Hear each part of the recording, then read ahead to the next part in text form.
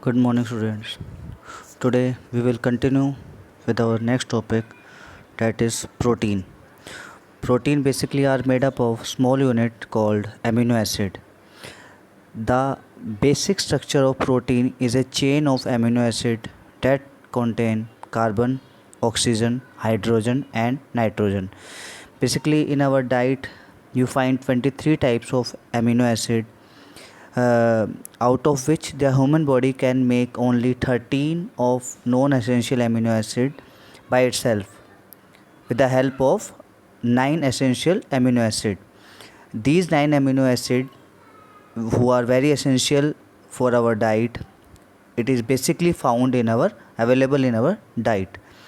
So when we discussing about protein basically जो काम करते हैं वो हमारी बॉडी के लिए ग्रोथ और रिपेयरिंग का जो काम करते हैं, प्लस उसके साथ साथ they help us to repairing part in our body. ठीक है. और उसके साथ साथ अगर हम बात करें कि a pregnant women needs much more protein in her diet, यानी कि जो प्रेग्नेंट वुमेन होती है उसको ज़्यादा से ज़्यादा अपनी जो डाइट में प्रोटीन की रिक्वायरमेंट ज़्यादा होती है. और अगर हम बात करें कि जो हम डाइट लेते हैं, तो अगर हमें डेली रिक्वायरमेंट की हम बात करें तो 1 ग्राम ऑफ प्रोटीन पर किलोग्राम ऑफ बॉडी वेट, यानी जितना भी हमारा बॉडी वेट है उसके अराउंड 1 ग्राम ऑफ प्रोटीन हमें अपनी डेली डाइट में लेना चाहिए. अब जब हम बात करते हैं प्रोटीन की, तो प्रोटीन हमारी बॉडी में काम क्या करता है, what is the function of protein. Basically protein is a building blocks and also it can repair and maintenance of body tissue, जिसके बारे में मैंने आपको पहले भी बताया था. उसके साथ साथ formation of enzymes and hormones वो भी काम करता है, प्लस फॉर्मेशन ऑफ एंटीबॉडीज़ जो हमारी बॉडी में जो बनती हैं उनमें भी कहीं ना कहीं वो चीज़ हेल्प करती है. और जिसमें सबसे ज़्यादा हमारी बॉडी में जो प्रोटीन देता है वो है हमारा सोयाबीन. आजकल काफ़ी बच्चे जो होते हैं वो सोयाबीन को अवॉइड करते हैं, लेकिन soybean is the best source of protein. और 1 ग्राम ऑफ प्रोटीन में हमारी बॉडी में 4 कैलोरीज जाती हैं. अगर हम 1 ग्राम ऑफ प्रोटीन लेते हैं, 1 gram of protein gives us 4 calories. तो यहाँ पे आपका जो है प्रोटीन जो है वो आपका ख़त्म होता है. अब हम आपके आते हैं next, our topic is water. We all know that water is very important for our body. Water is made up of hydrogen, oxygen in the ratio of 2:1. हमारी बॉडी का 90% जो है वाटर होता है हमारी बॉडी में. वाटर जो होता है वो रेगुलेट करता है हमारे जो हमने न्यूट्रिएंट्स जो हमने खाए हैं, हमने अपनी डाइट में जो लिए हैं, वो जो उसमें न्यूट्रिएंट्स में जो पाया जाता है उसको हमारे बॉडी सेल्स तक पहुंचाने का मेन काम वाटर का होता है. Water is very useful for excretion of waste product. जो हमारी बॉडी का जो वेस्ट प्रोडक्ट है, एक हमारा जो हम जब सिस्टम की बात करते हैं, हमारा एक सिस्टम होता है एक्सक्रीटरी सिस्टम. तो एक्सक्रीटरी सिस्टम में सबसे इम्पोर्टेंट रोल जिसका होता है वो होता है वाटर का. प्लस साथ साथ जो हमारा जो बॉडी टेम्परेचर को रेगुलेट करता है वो भी वाटर कहीं ना कहीं वो करता है. हम अगर बात करें 4 to 5 लीटर ऑफ वाटर हमें डेली की रिक्वायरमेंट हमारी बॉडी की होती है. अगर हम 4 to 5 लीटर वाटर नॉर्मल हम लेते हैं तो हमारी बॉडी में वाटर की कहीं ना कहीं कमी नहीं होगी. अब इसके साथ साथ जब हम बात करते हैं कि वाटर का फंक्शन क्या है, हमारी बॉडी में वाटर का काम क्या है. अगर हम बात करें, वाटर जो है सबसे पहली बात तो फूड को डाइजेस्ट करने में हेल्प करता है. उसके साथ साथ ब्लड सर्कुलेशन में हेल्प करता है, अभी जो मैंने बताया था, मेंटेनिंग द बॉडी टेम्परेचर.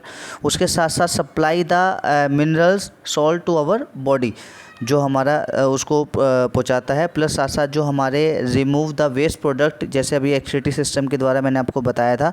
उसके बाद जो हमारे फ्लूइड्स हैं like plasma of the body and digestive juices का, उसमें हेल्प करता है. प्लस साथ साथ आपका जो प्रोटेक्ट करता है आपकी जो बोन्स है उनको ड्राई होने से. तो ये आपका यहाँ पे आपका जो है मैक्रोन्यूट्रिएंट्स यहाँ पे आपके ख़त्म होते हैं. जो कि हमारे मैक्रोन्यूट्रिएंट्स 4 टाइप्स हैं, जिसमें कि carbohydrate, protein, fat and water. अब आपका आता है माइक्रोन्यूट्रिएंट्स. अब micronutrients are those nutrients which required in a small quantity. हमारी बॉडी में जो मैक्रोन्यूट्रिएंट्स हैं वो ज़्यादा मात्रा में हमारी बॉडी में रिक्वायरमेंट होती है, लेकिन कहीं ना कहीं माइक्रो न्यूट्रिएंट्स की भी ज़रूरत होती है, लेकिन उसकी जो क्वांटिटी होती है वो कम मात्रा में होती है। अगर बेसिकली हम बात करें, we have two types of micro nutrients, first is vitamins and second is minerals. अब वाइटामिन्स को हमने दो पार्ट्स में डिवाइड किया हुआ है, जिसमें कि फर्स्ट पार्ट है fat soluble vitamins and second is water soluble vitamins. अब फैट सोलेबल वाइटामिन्स जो होते हैं वो होते हैं vitamin A, D, E and के, एंड वाटर सोलेबल विटामिन्स होते हैं बी कॉम्प्लेक्स एंड सी। अब बी कॉम्प्लेक्स में आपके 8 वाटर सोलेबल वाइटामिन्स आते हैं, जिसमें कि vitamin B1, B2, B3, B5, B6, B7, B9 and B12। And उसके साथ साथ आपका जो आता है वो आपका आता है विटामिन सी। तो अभी हम थोड़ा सा बेसिकली अगर हम बात करें इन विटामिन्स के बारे में हम अभी पढ़ेंगे। तो विटामिन ए जो होता है वो बेसिकली हमारी बॉडी में ग्रोथ का सबसे इम्पोर्टेंट काम करता है। जो बेसिकली जो बच्चों में पाया जाता है, विटामिन ए की रिक्वायरमेंट सबसे ज़्यादा होती है, क्योंकि उनकी ग्रोइंग एज है और वो हमारी जो बॉडी में it is very essential for I site, यानी जो हमारी आँखों की जो रोशनी को बढ़ाता है उसमें ज़्यादातर विटामिन ए की ज़रूरत पड़ती है। अगर हम बात करें कि अगर विटामिन ए की कहीं ना कहीं अगर उनको कमी हो जाती है तो उनकी बॉडी में क्या होता है, vitamin lack of this vitamin in children cause उनके जो हैंड्स हैं उसमें कहीं ना कहीं कमज़ोरी आ जाती है, प्लस साथ साथ उनको कोल्ड, कफ और जो होते हैं ये सबसे जल्दी उनकी बॉडी में पकड़ते हैं, सबसे जल्दी वो बीमार पड़ते हैं। उसके साथ साथ अगर हम बात करें विटामिन डी जो है वो बेसिकली हमें हेल्प करता है हमारी बोन्स को, टीथ को स्ट्रॉन्ग बनाने में, उसके साथ साथ उनको राइट शेप एंड साइज़ देने में। ठीक है, उसके साथ साथ जो होता है हमारा it helps in utilization and absorption of chemical and phosphoric acid, जो उनको हेल्प करता है और एब्जॉर्ब करने में और यूटिलाइजेशन करने में, जो हम कैल्शियम एंड फॉस्फोरिक एसिड जो हमारी बॉडी में जाता है उनको हेल्प करता है। प्लस उसके जो कमी से, विटामिन डी की कमी से हमारी जो ज़्यादातर पाया जाता है वो रैकेट एक जो बीमारी होती है ज़्यादातर बच्चों में पाई जाती है, जो उनकी बोन्स में जो मिलती है उसमें कहीं ना कहीं, क्योंकि उनकी बोन्स वीक हो जाती है और वीक होने के साथ साथ उसके अंदर उनकी जो फ्लेक्सिबिलिटी है कहीं ना कहीं उसमें भी कमी पाई जाती है। विटामिन डी जो है स्पेशली जो नेचुरल सोर्स की हम बात करें तो सनलाइट में पाया जाता है, लेकिन इसके साथ साथ एग के अंदर भी पाया जाता है, कॉड लिवर ऑयल के अंदर भी पाया जाता है, शार्क लिवर ऑयल के अंदर भी पाया जाता है और प्लस साथ साथ मिल्क के अंदर पाया जाता है। उसके बाद आपका आता है विटामिन ई जो है वो एंटी एजिंग क्रीम हमारी बॉडी के लिए ज़्यादातर काम करता है, क्योंकि इससे क्या होता है हमारी जो स्किन है वो कहीं ना कहीं हेल्दी रहती है। ज़्यादातर ये स्किन में काम करता है और इसके साथ साथ जो इसका एक मेजर फंक्शन है वो होता है आपका रिप्रोडक्टरी ऑर्गन्स हैं उनमें कहीं ना कहीं उनके जो फंक्शनिंग है उनको मेंटेन करके रखता है। और जब रिप्रोडक्टरी ऑर्गन्स है तो जब हम इसकी बात करते हैं तो ज़्यादातर प्रेग्नेंट वुमेन के लिए जब वो नॉर्मल बेबी को बर्थ देते तो उसमें सबसे ज़्यादा जो विटामिन ई की रिक्वायरमेंट ज़्यादा होती है। ठीक है, उसके साथ साथ जब हम बात करें विटामिन के की तो this vitamin is also called as anti bleeding vitamin.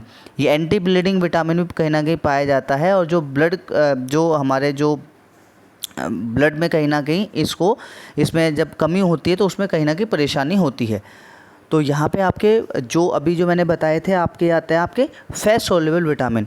अब वाटर सोल्युबल विटामिन कौन कौन से होते हैं, हम अगर पहले बात करें विटामिन बी वन जो है वो ज़्यादातर जो होता है it help in metabolism carbohydrate and maintain the healthy and efficiency of muscles and nerves.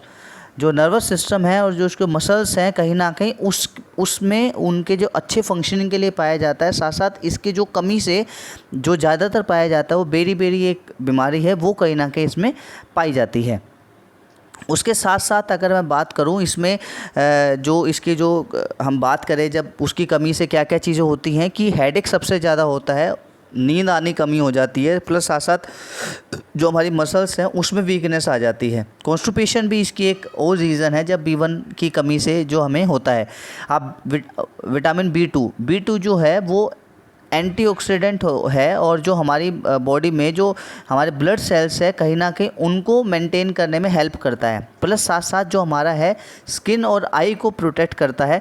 और इसकी जो कमी है, इसकी जो डेफिशिएंसी से इसकी जो हमें बीमारी होती है वो अनहेल्दी स्किन और हमारा जो इम्यूनिटी सिस्टम है कहीं ना कहीं उसमें कमी पाई जाती है। विटामिन बी थ्री जो होता है वो ज़्यादातर हमारी बॉडी में ग्रोथ का काम करता है, प्लस उसकी कमी से जो हमारे जो हेयर हैं वो कहीं ना कहीं ग्रे होने चालू हो जाते हैं। विटामिन बी फाइव जो है वो हमारा बॉडी वेट को कंट्रोल करके रखता है, उसका मेंटेन करके रखता है। उसके साथ साथ विटामिन बी सिक्स जो है वो हमारी स्किन को बेटर करता है, और उसकी जो एक और जो उसका बहुत ज़रूरी काम है वो आपका आता है हीमोग्लोबिन को फॉर्मेशन करने का। बी सेवन जो है हमारे जो ज़्यादातर मसल्स में जो स्ट्रेन हो जाता है कहीं ना कहीं उसको ठीक करता है। बी नाइन जो है वो हमारा जो हेल्प करता है ब्लड फॉर्मेशन में, और उसकी डेफिशिएंसी से ज़्यादातर फ्लोरिक एसिड जो होता है वो पाया जाता है। इसके साथ साथ विटामिन बी ट्वेल्व जो है वो हेल्प करता है आपका नर्व सेल्स में, एंड जो डीएनए और आरएनए जो हमारे सेल में पाया जाता है, जो ब्लड सेल्स में पाया जाता है, इसमें इनके प्रोडक्शन में हेल्प करता है, और इसकी जो कमी से क्या होता है एनीमिया रोग पाया जाता है। विटामिन सी जो है वो बहुत इंपॉर्टेंट है हमारी ग्रोथ के लिए, प्लस ये एक्टिव करता है हमारे एंजाइम्स को, और जो यूज़फुल टिश्यूज़ हैं उनको कहीं ना कहीं एक्टिव करता है। ये ज़्यादातर जो है यूज़फुल है हमारे गम्स के लिए, जो गम्स हैं और उनको हेल्दी करने के लिए पाया जाता है, प्लस साथ साथ जो हमारे रेड ब्लड सेल्स हैं कहीं ना कहीं उनको मेंटेन करके रखता है। और ज़्यादातर ये जो विटामिन सी है ये जो होता है हमारे टीथ के लिए कहीं ना कहीं अच्छा होता है। अगर इसकी कमी होती है तो गम्स जो हमारे जो जैसे अभी मैंने बताया था गम्स के लिए बहुत हेल्पफुल होता है, और अगर इनकी कमी से कहीं ना कहीं स्कर्वी जो रोग है वो कहीं ना कहीं पाया जाता है, प्लस जो जॉइंट्स में है वो स्वेलिंग आ जाती है, इसके साथ साथ आपकी ब्लीडिंग हो जाती है। उसके बाद ये कहीं ना कहीं ये कुछ प्रॉब्लम्स पाई जाती हैं। अब आपका आता है मिनरल्स भी दो प्रकार से डिवाइड किया हुआ है। मिनरल्स को दो पार्ट्स में डिवाइड किया है। First is macro and second is micro. Macro और जैसे कि मैंने आपको पहले ही बताया था, मैक्रो और माइक्रो में जो मैक्रो हैं जो ज़्यादा क्वांटिटी में पाए जाते हैं, और माइक्रो जो स्मॉल क्वांटिटी में हमारी बॉडी में रिक्वायरमेंट होते हैं। अब मैक्रो में sodium, calcium, phosphorus, magnesium, potassium, sulphur, और उसके बाद माइक्रो में कॉपर, आयोडीन, ये सारे आपके आयरन, ये आपके माइक्रो में आते हैं। अब अगर हम सोडियम की बात करें तो सोडियम जो है वो हमारी बॉडी के लिए जो proper functioning of nervous system है कहीं ना कहीं इसमें पाया जाता है। अगर हम सोडियम की बात करें और इसकी जो डेफिशिएंसी से, इसकी जो कमी से ज़्यादातर जो रोग होता है वो हमारे बॉडी में, आपने ध्यान दिया होगा कि क्रैम्प्स आ जाते हैं और हमें कई बार वीकनेस फील होती है। वो ज़्यादातर हमें इस वजह से होता है क्योंकि हमारी बॉडी में सोडियम की कहीं ना कहीं कमी होती है। और ये सबको पता है कि सोडियम जो का बेस्ट सोर्स क्या है, वो हमारा हम जो किचन में जो यूज़ करते हैं नमक में, सॉल्ट में सबसे ज़्यादा सोडियम पाया जाता है, प्लस वेजिटेबल्स एंड फ्रूट्स में पाया जाता है। कैल्शियम की जब हम बात करते हैं तो कैल्शियम हमारे टीथ के लिए सबसे इम्पोर्टेंट है और हमारी बोन्स के लिए सबसे इम्पोर्टेंट है। तो ये आप जैसे कि अभी बताया था कि it make bone and teeth strong, plus इसके साथ साथ it maintain the blood pressure and help to make blood clots at the time of bleeding. Blood clots जो होते हैं, जब हमारे जो खून को जो गाढ़ा बना देता है, वो उसमें कैल्शियम बहुत इंपॉर्टेंट हमारे उसमें रोल होता है कैल्शियम का। उसके साथ साथ अगर हम बात करें फॉस्फोरस की, तो it is very important for formation of tissues cells in the body, plus इसके साथ साथ it is very necessary for multiplication of blood cells and healthy growth of teeth, bones, nervous system. तो ये आपका phosphorus का काम है। अब हम बात करते हैं मैग्नीशियम जो है, मैग्नीशियम जो आप जितने भी आपके ये मिनरल्स हैं, ज़्यादातर आपने देखा होगा, ज़्यादातर जो काम करते हैं वो फॉर्मेशन, फंक्शन, ब्लड का, बोन्स का, मसल्स का, इनके ज़्यादातर काम है। या मैं कहूँ ब्लड प्रेशर को नॉर्मल करते हैं, हार्ट के जो प्रॉब्लम्स हैं उनको कहीं ना कहीं ठीक करते हैं, मस्कुलर सिस्टम को कहीं ना कहीं एक्टिव करता है। तो जो इंटरनल हमारे ऑर्गन्स हैं उनको कहीं ना कहीं प्रोटेक्ट करने में, उनको फॉर्मेशन देने में, उनके फंक्शनिंग करने में कहीं ना कहीं हमारे विटामिन्स और मिनरल्स कहीं ना कहीं बहुत इंपॉर्टेंट रोल अदा करते हैं। लेकिन हमारे डेली टू डेली लाइफ में जब हम बात करें, जो ज़्यादा मात्रा में पाया जाता है वो आपका आता है मैक्रो, और जो स्मॉल अमाउंट में पाया जाता है जो मिनरल्स और विटामिन जो हम बात कर रहे हैं इनमें। तो अभी हम जैसे मैग्नीशियम की बात करते हैं, मैग्नीशियम में भी जो हम बात करें कि प्रॉपर ग्रोथ एंड फंक्शनिंग में काम करता है, उसके साथ साथ आपका formation of bones and muscles में काम करता है, और ये प्रिवेंट करता है हमें जो हमारे हार्ट जो डिसऑर्डर्स जो होते हैं, या हाई ब्लड प्रेशर होता है, या इम्प्रूवमेंट ऑफ जो हमारा जो लंग्स की इम्प्रूवमेंट में कहीं ना कहीं फंक्शनिंग में हेल्प करता है, कैल्शियम को ऑब्जर्व करने में हेल्प करता है, प्लस पोटाशियम को एब्जॉर्व करने में हेल्प करता है। तो कहीं ना कहीं मैग्नीशियम का ये रोल है। उसके साथ साथ हम बात करें पोटेशियम की, पोटेशियम जो है वो आपका हेल्प करता है नर्वस सिस्टम में और मस्कुलर सिस्टम को फिट और एक्टिव करने में। सल्फ़र बात करें कि जो फॉर्मेशन ऑफ ब्रेन, नेल्स और हेयर्स को कहीं ना कहीं इसमें बहुत इंपॉर्टेंट रोल अदा करता है। प्लस इसमें जो डाइजेस्टिव सिस्टम जो हेल्प करता है, हमारा डाइजेशन ऑफ फूड में कहीं ना कहीं हेल्प करता है। अब हम बात करें माइक्रो मिनरल्स की। माइक्रो मिनरल्स में हम जब बात करते हैं कॉपर की बात करते हैं, कॉपर जो है हमारा बॉडी में जो हीमोग्लोबिन है उसकी फॉर्मेशन में कहीं ना कहीं हेल्प करता है, अलॉन्ग विद द आयरन। उसके साथ साथ ये जो पाया जाता है ये जो dry fruits, meets and egg में पाया जाता है। इसके बाद हम बात करें आयोडीन। आयोडीन जो है वो आपने देखा होगा कि बेसिकली आपका थायराइड जो ग्लैंड्स होते हैं उनको हेल्दी करने के लिए ये जो आयोडीन है ये ज़्यादातर रिक्वायर्ड होता है। प्लस जो हार्मोन्स हैं that effect our growth and development, उनको कहीं ना कहीं उन ग्लैंड्स को कहीं ना कहीं हेल्पफुल बनाने के लिए कहीं ना कहीं पाया जाता है। और जो आयोडीन है ये एक तो आयोडीन सॉल्ट में पाया जाता है, प्लस फिश और सी फूड्स में कहीं ना कहीं पाया जाता है। यहाँ पे आपके जो हैं ये आपके माइक्रो एंड मैक्रो न्यूट्रिएंट्स आपके ख़त्म होते हैं। जब हम बात करते हैं बच्चों की अभी जो क्वेश्चन हम डिस्कस कर रहे थे ये हम micro and macro nutrient discuss करते हैं, लेकिन इसके साथ साथ आपका जो आता है वो आपका nutritive and non nutritive components of balance diet जब हम बात करते हैं तो उसमें भी जो न्यूट्रिटिव कंपोनेंट्स होते हैं वो आपके ये 5 न्यूट्रिटिव कंपोनेंट्स होते हैं, जिसमें कि आप carbohydrate, fat, protein, vitamin and minerals होते हैं। प्लस जो नॉन न्यूट्रिटिव कंपोनेंट्स होते हैं उसमें water, roughage, artificial sweeteners, plants compound, और ये जो जितने भी जो आपके ऐसे एलिमेंट्स होते हैं जो आपके मसाले, जो मैं बात करूँ जो आपके जो ये कलर जो होता है इनमें जो पाए जाते हैं ये ज़्यादातर नॉन न्यूट्रिटिव कंपोनेंट्स होते हैं, जो बेसिकली एक टेस्ट के लिए, या हम बात करते हैं जो फूड में जो एब्जॉर्ब हो जाएं और जो बेसिकली एक टेस्ट प्रोवाइड करते हैं हमारी बॉडी के लिए वो है। और ये पर्टिकुलर हमें कैलोरीज प्रोवाइड नहीं करते हैं, लेकिन ये कहीं ना कहीं they can either help us from harms, जो हमें कोई हार्म होता है उससे हमें हेल्प करते हैं, लेकिन ये कोई कैलोरीज कहीं ना कहीं प्रोवाइड नहीं करते हैं। अभी अगर हम बात करते हैं आगे आपका आता है पिटफॉल्स ऑफ डाइटिंग। अब पिटफॉल्स ऑफ डाइटिंग क्या है? पिटफॉल्स ऑफ डाइटिंग जो है ये आपका आता है कि डाइटिंग से होने वाले आपकी आज की लाइफ में हमें सबको पता है कि हर कोई अपना बॉडी को स्लिम ट्रिम बनाना चाहता है। उस स्लिम ट्रिम बनाने के लिए हमें कुछ लोग डाइटिंग पे फोकस करते हैं। अब डाइटिंग हम कर तो लेते हैं, लेकिन कहीं ना कहीं डाइटिंग का हमारी बॉडी में एक नुकसान भी कहीं ना कहीं होता है। तो वो नुकसान जो होता है उसकी जो डिसएडवांटेज है उनको कहीं ना कहीं डाइटिंग बोला जाता है। अब डाइटिंग करने के जो पिटफॉल्स हैं वो सबसे पहले है कि जब हम डाइटिंग करते हैं तो हम जो अपनी कैलोरीज़ को बहुत ज़्यादा रिड्यूस कर लेते हैं, और जब कैलोरीज़ को हम बहुत ज़्यादा रिड्यूस करते हैं तो जो हमारी बॉडी में जो स्पेसिफिक अमाउंट ऑफ कैलोरीज जो रिक्वायर्ड होती है डेली लाइफ में उसकी कहीं ना कहीं कमी आ जाती है। उसकी कमी से कहीं ना कहीं हम जो लॉन्ग टर्म का जो इफ़ेक्ट होता है वो कहीं ना कहीं सफ़र करता है। हम अपना वेट तो रिड्यूस कर लेते हैं, लेकिन कहीं ना कहीं हम जो डेली लाइफ की जो हम जीते हैं उसमें कहीं ना कहीं बीमारियां होने के चांसेस, वीकनेस होने के चांसेस सबसे ज़्यादा हमें पाए जाते हैं। उसके बाद आपका मील्स, ज़्यादातर हम क्या करते हैं, हम एक टाइम का खाना छोड़ देते हैं, लेकिन जब हम एक टाइम का खाना छोड़ते हैं तो वो कहीं ना कहीं हमारी बॉडी के लिए नुकसानदायक है।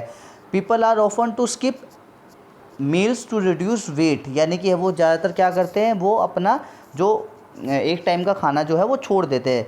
तो स्किपिंग मील्स जो है वो क्योंकि बेसिकली वो कहीं ना कहीं उनको बोला जाता है कि आप डाइटिंग करेंगे तो आपको एक टाइम का खाना छोड़ना पड़ेगा। तो वो क्या करता है, जो हमारी बॉडी में कहीं ना कहीं जो वीकनेस प्रोवाइड करता है, जब वीकनेस होगी तो हम उस टाइम पे हमने खाना नहीं खाया, लेकिन जो उस खाना ना खाने के कारण जो हमारी बॉडी में वीकनेस आती है वो कहीं ना कहीं हमें बहुत ज़्यादा सफ़र करती है। इनटेक ऑफ सब न्यूट्रिएंट्स, यानी कि हम क्या करते हैं, जब डाइटिंग करते हैं तो हम कुछ न्यूट्रिएंट्स को तो ले लेते हैं और कुछ को हम लिमिटेड कर देते हैं, तो वो भी कहीं ना कहीं हमारी बॉडी के लिए हार्मफुल है। जैसे कि हम पहले बात कर रहे थे, जब हम बैलेंस डाइट की बात कर रहे थे, तो हमें एक सफिशेंट अमाउंट ऑफ, जब हम बैलेंस डाइट की डेफिनेशन पढ़े उसमें आपको ये जब मैंने पढ़ाया था कि हमें सफिशेंट मात्रा में एक प्रॉपर प्रोपोर्शन में हमें अपने जो सारे कंपोनेंट्स हैं उनको लेना चाहिए, जैसे कि carbohydrate, protein, fat, minerals and vitamin, इनको प्रॉपर सफिशेंट मात्रा में लेना चाहिए। अगर हम किसी उसको न्यूट्रिएंट को ले लेते हैं, किसी को छोड़ देते हैं, तो वो भी कहीं ना कहीं हमारा उसमें नुकसानदायक होता है। उसके साथ साथ हम क्या करते हैं, हम लो एनर्जी डाइट हम लेते हैं। कई बार हम क्या करते हैं, जो पर्सन होता है वो कई बार विदाउट फैट वाली या लेस कार्बोहाइड्रेट वाली जो डाइट है उसको कहीं ना कहीं प्रेफर्ड करता है। उससे क्या होता है, उसको जो बॉडी फंक्शंस होते हैं वो कहीं ना कहीं उसमें प्रॉब्लम होनी स्टार्ट हो जाती है। प्लस उसके साथ साथ उसको स्ट्रेस और कमज़ोरी आना, ये कहीं ना कहीं, या वो जो ज़्यादा टाइम तक उसकी कैपेसिटी ऑफ वर्क जो होता है वो कहीं ना कहीं कम हो जाता है, इनमें कहीं ना कहीं उसको कमी आनी स्टार्ट हो जाती है। तो जब हम इसका ध्यान रखना है बच्चों, जब हम डाइटिंग करते हैं तो डाइटिंग के साथ साथ उसके डिसएडवांटेज भी बहुत ज़्यादा होती हैं। नॉट परफॉर्मिंग फिज़िकल एक्टिविटी, जब हम डाइटिंग करते हैं तो क्योंकि हमने खाना तो खाया नहीं है, तो कहीं ना कहीं हम जो डेली लाइफ की जो एक्टिविटीज़ हैं, हम जो फिज़िकल एक्टिविटीज़ है, जब उनको भी हम करेंगे तो वो भी कहीं ना कहीं वहाँ पे भी हमें उससे कमज़ोरी आती है। प्लस हार्ट अटैक होने के सबसे ज़्यादा चांसेस होते हैं, हार्ट जो प्रॉब्लम्स होती हैं वो कहीं ना कहीं सफ़र करती हैं।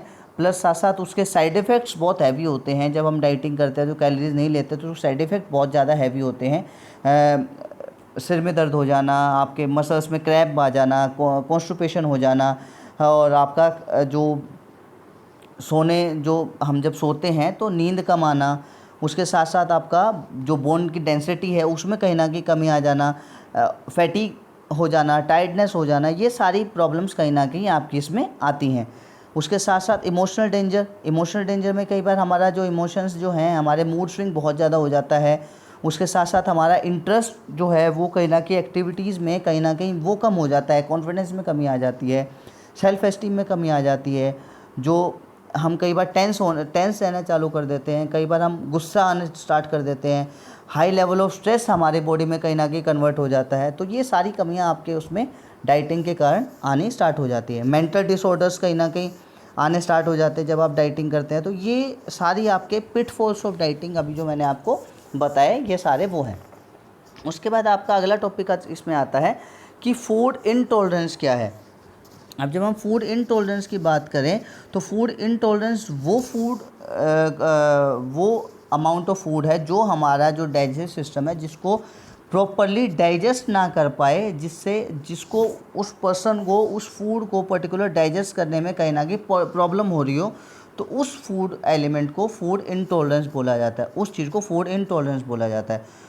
अगर हम इसका मीनिंग पढ़ेंगे तो food intolerance mean the individual element of certain food can not be properly processed and observed by our digestive system. Food intolerance specially means that a person has a difficulty to digest a particular food, यानी उस particular food को उसको digest करने में कहीं ना कहीं दिक्कत हो रही हो।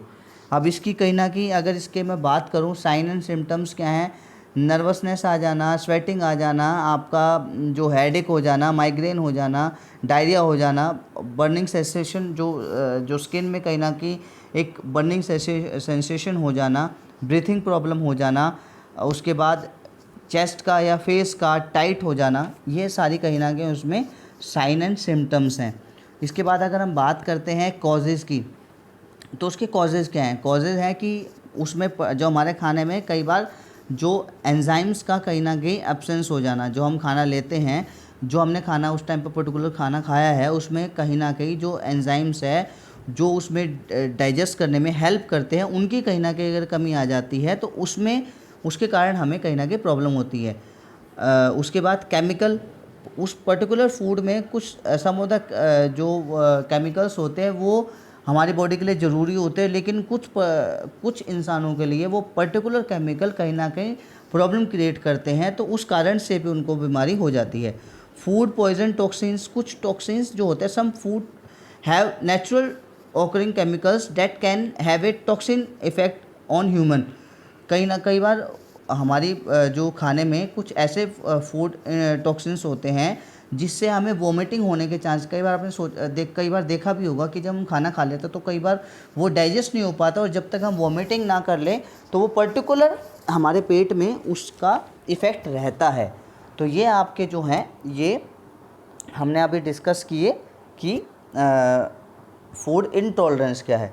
अब बच्चों आपका लास्ट टॉपिक जो इस चैप्टर का बचता है वो है फूड मिथ्स। फूड मिथ्स अगर हम बात करें बहुत सिंपल टॉपिक है। सिंपल टॉपिक ऐसे है कि हम कई बार हम खाने को लेके हमें कई बार बहुत सारी चीज़ें बोली जाती है कि आपने ऐसा नहीं करना, ऐसे करना है। कि जैसे कि पोटैटो, हम जो आलू जो खाते हैं वो कहीं ना कहीं हमें मोटा बनाता है। या मैं बात करूं कि जब हम खाने के साथ साथ अगर पानी पी लेते हैं तो वो हमें डाइजेशन करने में जो है वो कहीं ना कहीं प्रॉब्लम क्रिएट करता है, वो मोटा बनाता है, जिससे जो हैवी बेली फैट आ जाता है। या मैं बात करूं जो एग हम खाते हैं वो कोलेस्ट्रॉल लेवल कहीं ना कहीं वो बढ़ा देता है हमारी बॉडी का। या मैं बात करूं 7 बजे के बाद जब हम खाना खाते हैं तो वो हमें फ़ैट बना देता है। या मैं बात करूं having milk immediately after eating fish, ये कहीं ना कहीं, या ड्रिंकिंग लॉट ऑफ मिल्क, जब हम ज़्यादा से ज़्यादा दूध पीते हैं तो वो हमें मोटा बना देता है। या मैं बात करूँ जो प्रेग्नेंट वुमेन होती हैं वो जो होता है प्रेगनेंसी के बाद उनको ज़्यादा से ज़्यादा घी देना चाहिए, वो बहुत ज़्यादा ज़रूरी है, ये बात कही जाती है। उसके बाद जो वेजिटेरियन होते हैं वो बॉडी नहीं बना सकते हैं। ज़्यादातर ये एक भ्रम भी फैलाया जाता है कि अगर आप बॉडी बनाने के लिए आपको नॉन वेज खाना ही खाना पड़ेगा।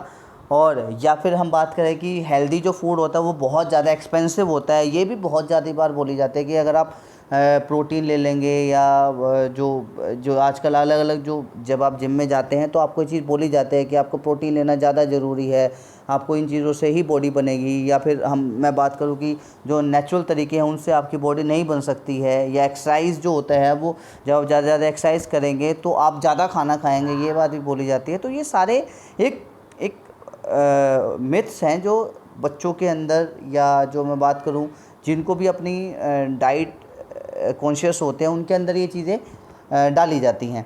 और ये कहीं ना कहीं अगर हम बात करें तो ये सच नहीं होता। अगर हम बात करें पहला पॉइंट अगर हम लेते हैं तो पोटैटो मेक यू फैट। अब पोटैटो में सबसे ज़्यादा मात्रा में आपका कार्बोहाइड्रेट पाया जाता है। अगर हम बात करें कार्बोहाइड्रेट हमारी बॉडी के लिए सबसे ज़्यादा ज़रूरी है। और अगर हम कार्बोहाइड्रेट लेते हैं, अगर हम पोटैटो लेते हैं इन ए सफिशेंट क्वांटिटी तो वो हमें मोटा नहीं बनाता है। लेकिन वही अगर हम बात करें ज़्यादा से ज़्यादा क्वांटिटी में अगर मैं पोटैटो को इनटेक करता हूँ तो वो भी कहीं ना कहीं मेरी बॉडी में फ़ैट को कन्वर्ट करता है। लेकिन अगर मैं सही मात्रा में उसको जब मैं लेता हूँ तो वो मुझे नुकसान नहीं देता है। अब अगला जो टॉपिक आपका आता है इसमें आता है drinking water in between your meal will make up your digestion. यानी कि जो अब हम बात करें कि जब हम खाने के बीच में पानी पीते हैं तो वो आपके डाइजेशन में कहीं ना कहीं प्रॉब्लम क्रिएट करता है। बच्चों इस टॉपिक पे अगर हम बात करें ना तो ये अगर हम साइंटिफिक तरीके से इसके बारे में बात करें तो इसके पीछे कोई टेक्निकल चीज़ अभी तक सॉल्यूशन निकला नहीं है। लेकिन अगर मैं बात करता हूँ पहले के टाइम में हम क्या करते थे, पहले के टाइम में हम प्रॉपरली चबा चबा के हम खाना खाते थे। तो जो हमारे जो मुंह में जो सलाइवा होता था वो उस खाने को प्रॉपरली ब्रेक डाउन करके पीसीज में करके हमारा अंदर डाइजेस्टिव सिस्टम तक पहुंचाते थे और वो डाइजेशन करने में बड़ा हेल्पफुल होता था। लेकिन अब हम क्या करने लगे, हम बहुत जल्दी खाने को 2 या 3 बार ही चबाकर हम उसको अंदर ले जाते हैं। तो उससे क्या होता है, जो सलाइवा होता है वो उसको प्रॉपरली कवर नहीं कर पाता है और वो कहीं ना कहीं हमारे बॉडी के अंदर जाकर वो कहीं ना कहीं जो है वो हमारा प्रॉब्लम क्रिएट करता है। तो जब हम वाटर लेते हैं तो वाटर से कहीं ना कहीं उस खाने का ब्रेक डाउन हो जाता है, क्योंकि हम प्रॉपरली उसको चबा कर तो खाते नहीं है। तो वो प्रॉपरली अगर हम उसको पानी के साथ उसको लेके जाएंगे तो वो उसको ब्रेक डाउन करता है और ब्रेक डाउन करने के बाद वो डाइजेशन करने में वो कहीं ना कहीं हेल्प करता है। लेकिन फिर यही बात आती है, इन सारी चीज़ों का फ़ायदा तभी है जब आप उसको लिमिटेड मात्रा में लेंगे। मैं बात करता हूँ कि खाने के साथ मैंने 2 या 3 ग्लास पानी पी लिया तो वो कहीं ना कहीं मेरे लिए हार्मफुल हो जाता है। हाँ, अगर आप 2 या 3 सिप अगर आप पानी पीते हैं खाने के साथ तो वो आपके लिए प्रॉब्लम क्रिएट नहीं करेगा। उसके बाद अगर बात करता हूँ एग जो होता है वो कहीं ना ये कहा जाता है कि कोलेस्ट्रॉल लेवल को बढ़ाता है। लेकिन अगर हम बात करते हैं तो एग का जो अंदर का जो पीलापन है अगर हम उसको निकाल के अगर हम उसको खाते हैं तो वो कभी भी आपको कोलेस्ट्रॉल लेवल को आपके आपको उसको बढ़ाता नहीं है। प्लस एग जो है वो अगर मैं बात करता हूँ तो एक तो इनएक्सपेंसिव है, और जो क्योंकि ज़्यादा कॉस्टली तो है नहीं, और वो एक गुड सोर्स ऑफ किसका है, प्रोटीन का है। बहुत अच्छा सोर्स है प्रोटीन का, और वो एक दिन से ज़्यादा डाइजेस्ट करने में लेता नहीं है, तो वो कहीं ना कहीं आपका जो होता है वो कोलेस्ट्रॉल लेवल को बढ़ाता नहीं है, बल्कि वो उसको वो कंट्रोल करके रखता है।